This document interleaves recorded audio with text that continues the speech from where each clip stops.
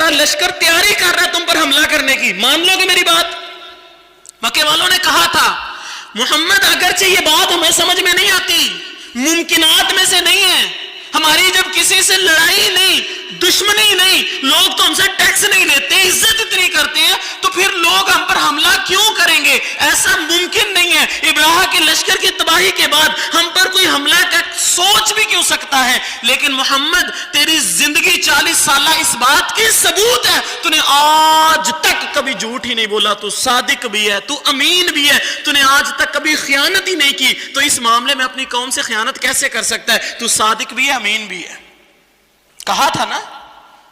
رسول اللہ صلی اللہ علیہ وسلم کو سب سے افضل سمجھتے تھے، آپ اندازہ لگائیں، رسول اللہ کی عزت بھی کرتے ہیں، رسول اللہ صلی اللہ علیہ وسلم کو اس قدر پیار کرتے تھے، ابو لہب نے اپنی دونوں بیٹوں کا نکاح اپنے رسول اللہ صلی اللہ علیہ وسلم کی